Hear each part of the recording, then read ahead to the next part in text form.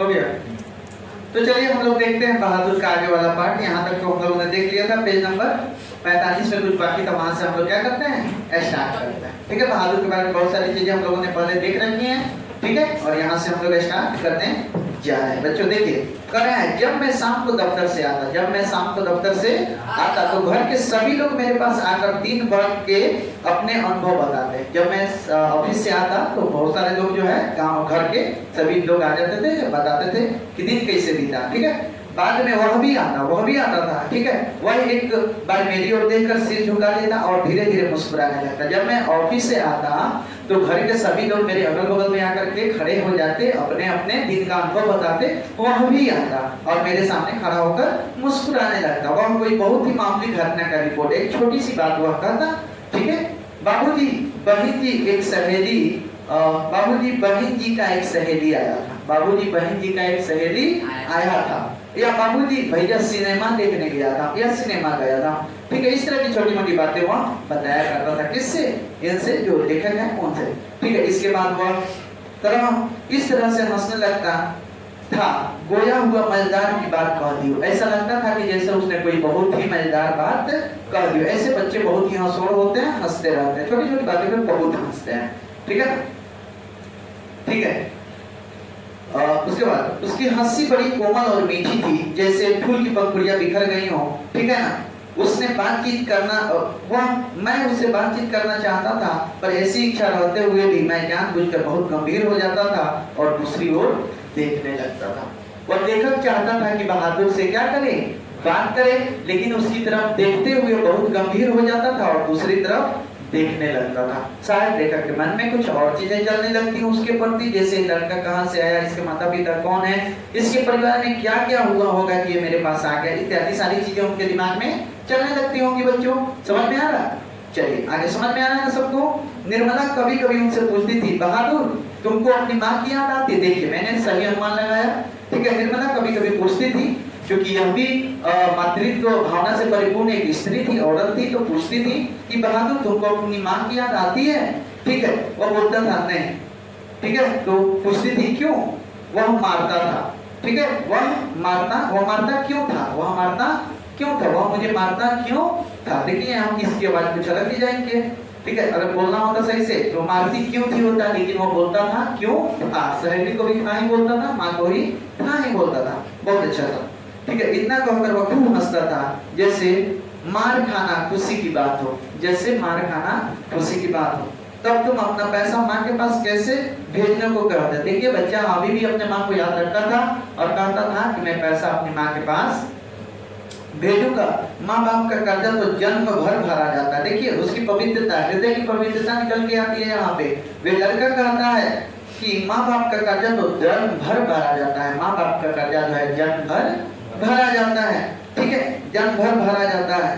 ठीक है, और वह और जो है हंसने लगता, और जोरों से हंसने लगता था। निर्मला ने उसको एक फटी पुरानी दरी दे दी थी। घर से वह एक चादर भी ले आया था। रात को काम धाम करने के बाद वह भीतर के बरामदे में एक टूटी हुई बांस खाट पर अपना बिस्तर बिछाता था।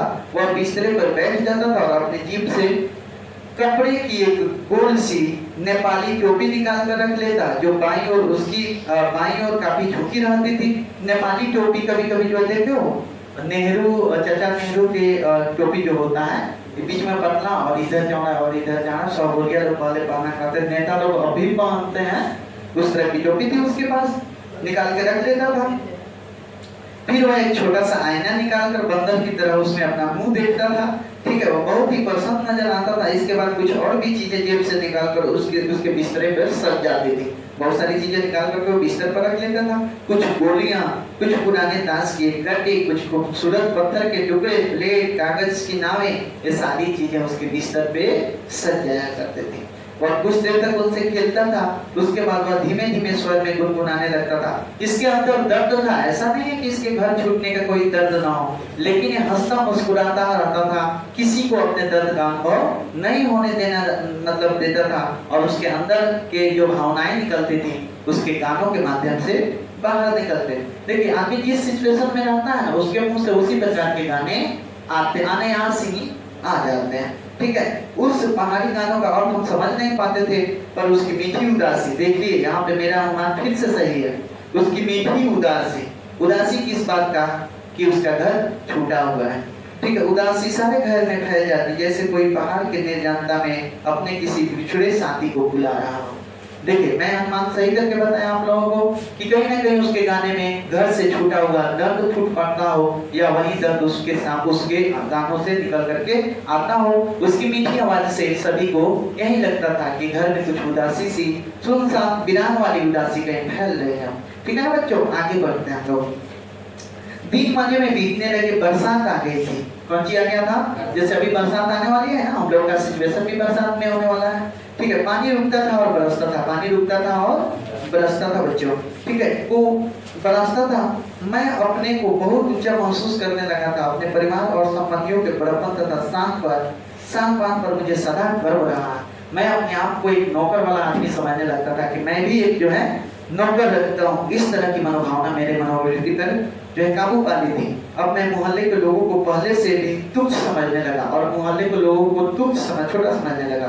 मैं किसी से सीधे मुंह बात नहीं करता, किसी की ओर ठीक से देखना भी नहीं था। अब देखिए ये सारी चीजें किसके बदौलत आई? बहादुर की वजह से। ठीक है, दूसरे के बच्चों को मामूली सी शरारत पर डांट डपट देता। कई बार पड़ोसियों को सुन चुका था, जिसके पास कलेजा है वही आजकल नौकर रखता है। कई बार बात हमने सुन रखी है, यानी कि मेरे पास कलेजा है तभी ना नौकर रखे हैं। ये बात हमको हमेशा याद आती है। ठीक है, चलिए आगे बढ़ जाते हैं। चलिए, कई बार पड़ोसियों के सुन चुका था कि जिसके पास कलेजा है वही आजकल नौकर रख सकता है। घर के स्वांग की तरह रहता है, घर के स्वांग की तरह हो, जैसे घर के स्वांग नहीं होते हैं, जैसे घर के आदमी जो होते हैं उस तरह रखता था। निर्मला भी सारे मोहल्ले में शुभ सूचना दे आई थी। आधी तनख्वाह तो नौकर पे ही खर्च हो रही है, आधी तनख्वाह तो नौकर पे ही खर्च हो रही है। गजब बतियाता है सब, औरत सब ना इतना फेंकता है कि लपटाएगा नहीं आपसे। ठीक है ना, लपेटते रह जाइएगा, आपसे नहीं लपटाएगा। आधा खर्च का जो नौकरी पर खर्च हो जा रहा है, अब देख लो जाए, फेंका ही देख लो जाए। ठीक है, चलिए आगे बढ़ लेते हैं। आधा तनख्वाह तो नौकर पे ही खर्च हो जाती है, पर रुपया पैसा कमाया किस लिए जाता है? पर रुपया पैसा आखिर कमाया किस लिए जाता है? वे तो कई बार कह ही चुके थे कि तुम्हारे लिए दुनिया के किसी कोने से नौकर जरूर लाऊंगा। वही हुआ। ठीक है ना, जैसे स्वर्ग से कोनो देवता उतर आए हो, चाहे उतार के ला दिए गए, उसी तरह इनके घर में नौकर का आगमन हुआ था। और लेखक का भी शान शौकत बहुत बढ़ गया था, और निर्मला का तो पूछिए मत, जमीन पर उसका पाँव भी नहीं था, जैसे वो उड़ रहे थे। ठीक है, आगे बढ़ लेते हैं। चलिए, निसंदेह बहादुर की वजह से सबको खूब आराम मिल रहा था। वह खूब घर जो है खूब साफ और चिकना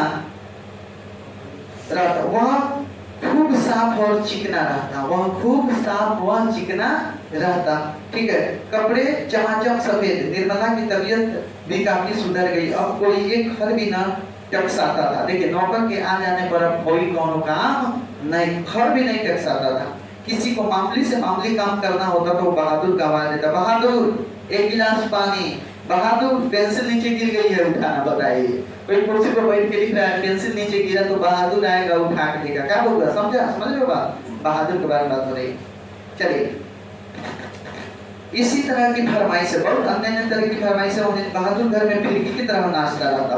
बहादुर घर में एकदम फिरकी की तरह, पंखा की तरह चक्कर काटते रहता। कभी रात में पहले ही सो जाते थे, सभी रात में पहले ही सो जाते थे, और सवेरे 8 बजे के पहले न उठते थे। सभी रात में पहले ही सो जाते थे और 8 बजे के पहले नहीं उठते थे। बहादुर इन लोगों के सोने के बाद जगा रहता था और उठने से पहले भी जग जाता था। ठीक है ना, मेरा बड़ा लड़का किशोर काफी शान शौकत और रोब दाब से रखने का कायल था, और अपने बहादुर को अपने कड़ू अनुशासन में रखने की आवश्यकता महसूस कर दी। और मैं सोच रखा था कि बहादुर को अपने साथ एकदम हाथ में रखेंगे। इस तरह का व्यक्ति था। ठीक है, फलतः उसने अपने सभी काम बहादुर को सौंप दिए। सवेरे उसके लिए जूते पॉलिश लगाना चाहिए, कॉलेज जाने से ठीक पहले साइकिल की सफाई जरूरी थी, रोज ही उसके कपड़ों की धुलाई और इस्त्री होनी चाहिए, और रात में सोते समय वह नित्य बहादुर से अपने शरीर की मालिश कराता था। क्या बात है बाबू, रुक जाओ। मालिश कराता और मुक्की भी लगवाता था। नहीं होता है कि धीरे धीरे मारो पीठ पर, मुक्का से उसे मुक्की लगवाना करता है। पर इतनी सारी फरमाइशों की पूर्ति में कभी कभी कोई गड़बड़ी भी हो जाती है। मान लीजिए इतनी सारा फरमाइश है, थोड़ा बहुत दिक्कत भी हो जाता होगा, किसको? बहादुर को। ठीक है, हो जाता था। तो क्या होता था कि ऐसा भी होता था कि किशोर गर्जन तर्जन करने लगता, चिल्लाने लगता था, उसको बुरी बुरी गालियां देता और उस पर हाथ छोड़ देता। किशोर लेखक के बड़े बेटे का नाम कौन सी था होगा? एक ऑब्जेक्टिव क्लियर हुआ यहाँ से। ठीक है, लेखक के बड़े बेटे का क्या नाम था? बंदन। क्या नाम था? किशोर। यहाँ से ऑब्जेक्टिव आपका क्लियर होता। चलिए आगे बढ़ लेते हैं। और बड़ी बड़ी गालियां देता। बहादुर मार खाकर एक कोने में खड़ा हो जाता चुपचाप। टुगर लेखा था ना। टुगर बच्चा किसे बोलते हैं? जिसकी माँ बाप नहीं हो उसे हम क्या बोलते हैं? टुगर बोलते हैं। माँ बाप को छोड़ के आ गया था, ठीक है ना। बहुत लोग माँ बाप को छोड़ के भाग जा रहे हैं तो टुगर हो जाएंगे। लास्ट में चल के कौन हो जाएंगे? टुगर हो जाएंगे, जिनका कोई भी देखने उठने वाला नहीं होगा। ठीक है। देख बे कहता था, देख बे। किशोर चेतावनी देता, मेरा काम सबसे पहले होना चाहिए। अगर एक काम भी छूटा तो मारते मारते गुलिया टाइट कर दूंगा। साला काम चोर। करता क्या है? तो बैठा बैठा खाता है। ठीक है। रोज ही कोई ना कोई ऐसी बात होने लगी जिसकी रिपोर्ट पत्नी मुझे देती थी। मैंने किशोर को मना किया पर वह नहीं माना, तो मैंने सोचकर छोड़ दिया कि थोड़ा बहुत तो ये चलता ही रहता। फिर एक हाथ से थाली कहाँ बजती है। बहादुर की बदमाशी करता होगा। लेखक का क्या हुआ कि बहुत इस तरह की बहुत बातें होने लगी। पत्नी ने बताया भी, निर्मला ने बताया भी कि ऐसा ऐसा हो रहा है। और एक बार इन्होंने किशोर को समझाया भी, तब भी किशोर नहीं माना। तो इन्होंने यह सोच के छोड़ दिया कि छोटा मोटा बात तो चलते रहता है और एक हाथ से थाली थोड़ी बजती है। किशोर भी थोड़ी बदमाशी, बहादुर भी थोड़ी बदमाशी करता होगा। ठीक है, चलिए आगे बढ़ते हैं। एक दिन मैं दफ्तर से आया तो किशोर को एक डंडे से बहादुर की पिटाई करते हुए देखा। निर्मला कुछ दूरी पर खड़ी होकर हाँ हाँ करती हुई मना कर रही थी।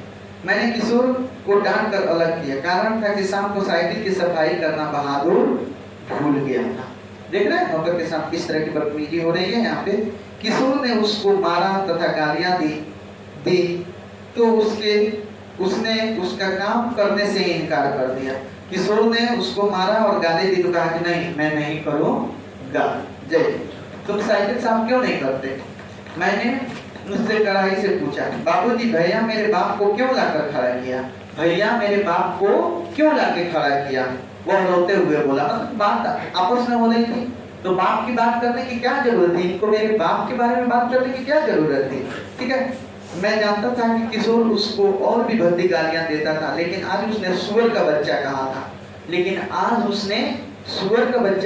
और सुअर के बच्चा का अर्थ उसको गाली नहीं बल्कि उसके बाप को गाली होता है। उसके बाप को क्या होता है? गाली होता है। सुअर का बच्चा का अर्थ क्या होगा? कि तुम्हारा बाप क्या है? सुअर है। और ये बात उसके दिल में बैठ गई थी।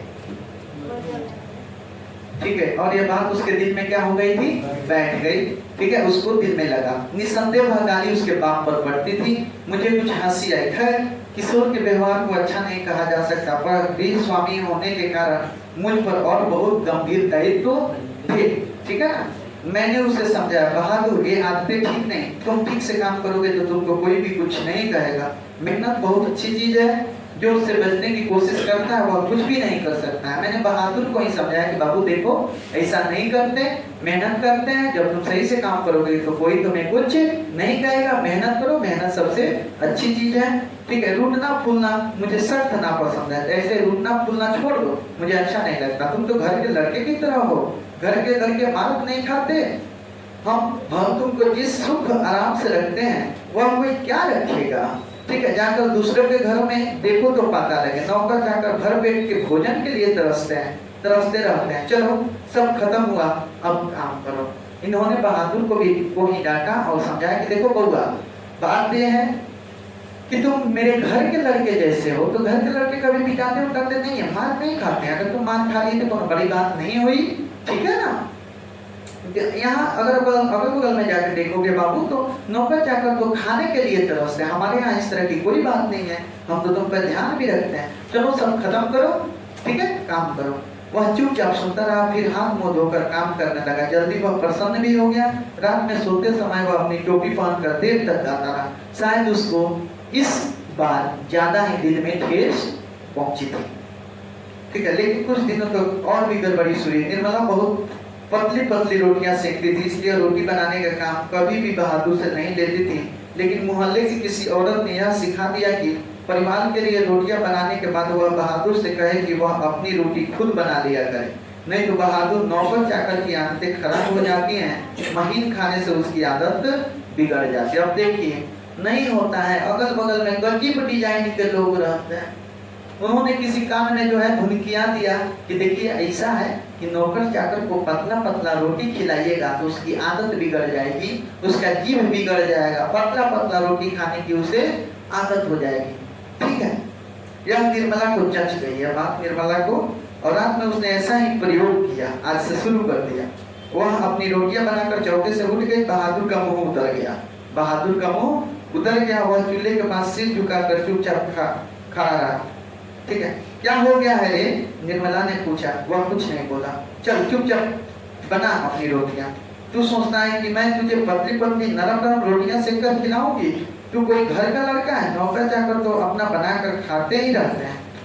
पिता तो इनको इसलिए लग रहा है कि सारे घर के लिए मैंने रोटियां बनाई, इनको अलग करके इनके साथ भेद क्यों किया? वाह रे, इसके पेट में तो लंबी दाढ़ी है। समझ जा, रोटियां नहीं सेकेगा तो भूखा रहेगा। ठीक है, पर वह बहादुर उसी तरह खड़ा रहा तो निर्मला का गुस्से से बुरा हाल हो गया। उसने लपक कर उसके माथे पर 2-3 थप्पड़ जड़ दिए। सुगर कहेंगे, इसलिए तुझे किशोर मारता, इसी वजह से तेरी माँ भी मारती हो। चल बना रोटी। मैं नहीं बनाऊंगा। मेरी माँ भी सारे घर की रोटियां बनाकर मुझसे रोटी सेकवाती थी। ठीक है, देखिए उसकी माँ ने भी यही काम जो है किया था उसके साथ। ठीक है ना, सेकवाती थी। वह रोने लगा। तो मैं क्या तेरी माँ हूँ कि तू मुझसे जिद कर रहा है? घर के लड़कों के बराबर बन रहा है? मारते मारते मुंह रौनी हो गई। पर उसने अपने लिए रोटी नहीं बनाई। मुझे भी बड़ा गुस्सा आया। मैंने उसको डांटा और समझाया, पर वह नहीं माना। रात भर भूखा ही रहा और सवेरे उठकर सबसे पहले की तरह हंसने लगा। उसने अमठी जलाकर अपने लिए रोटियां सेकी। ठीक है, वह मान गया कि चलिए कोई बात नहीं। ठीक है, रोटियां सेकी। अपनी बनाई मोटी और भरती रोटी को देखकर वह खिलखिलाने लगा। फिर वह रात की बची हुई सब्जी से उसने खाना खा लिया। ठीक है, आज यहीं तक मैं रहने देता हूँ। कल इसके साथ क्या हो रहा है नेक्स्ट देखेंगे हम लोग कि आखिर बहादुर के साथ क्या हो रहा है। घर छोड़ के भी जाएगा, घर छोड़ने के पीछे कौन कौन से कारण थे, ये सारी चीजें हम लोग कल डिस्कशन करेंगे। तब तक अपने दोस्त और दोस्त को दीजिए इजाजत।